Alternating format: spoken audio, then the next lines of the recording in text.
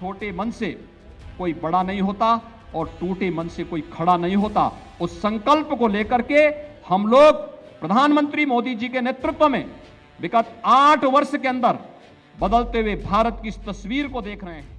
छोटे मन से कोई बड़ा नहीं होता, टूटे मन से कोई खड़ा नहीं होता। यह कविता भले ही देश के पूर्व प्रधानमंत्री अटल बिहारी वाजपेयी की हो, लेकिन आज इन्हीं पंक्तियों को बोलते हुए उत्तर प्रदेश के मुख्यमंत्री योगी आदित्यनाथ ने अटल जी को याद किया और उनके बताए गए रास्ते बीजेपी कार्यकर्ताओं को एक बार फिर से याद दिलाए।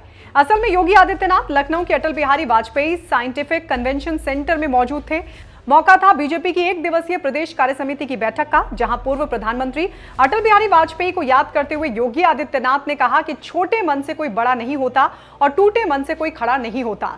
योगी ने याद दिलाया कि अटल जी ने कहा था कि हमें केंद्र और प्रदेश की उपलब्धियों को लेकर गांव-गांव, घर-घर जाना होगा, बड़े लक्ष्य को प्राप्त करने के लिए अग्रसर होना होगा। योगी कार्यकर्ताओं को जीत का मंत्र दे रहे थे। उन्होंने कार्यकर्ताओं से कहा कि वो अभी से ही 2024 के लोकसभा चुनाव की तैयारी में जुट जाएं। इतना ही नहीं, योगी आदित्यनाथ ने 2024 के लिए लक्ष्य भी तय कर दिया और कहा कि सीएम योगी इस बार लोकसभा की 75 सीटें जीतने का लक्ष्य लेकर आगे बढ़ना है। आपको बता दें, उत्तर प्रदेश में लोकसभा की 80 सीटें हैं। 2014 में बीजेपी ने 71, सहयोगी अपना दल ने 2 सीटें जीती थी।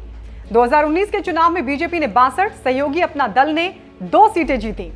प्रदेश कार्य समिति की बैठक के दौरान मुख्यमंत्री ने कहा कि पार्टी को विधानसभा चुनाव में बेहतर परिणाम मिला है, इसलिए हमें 2024 के लिए अभी से आगे बढ़ना होगा।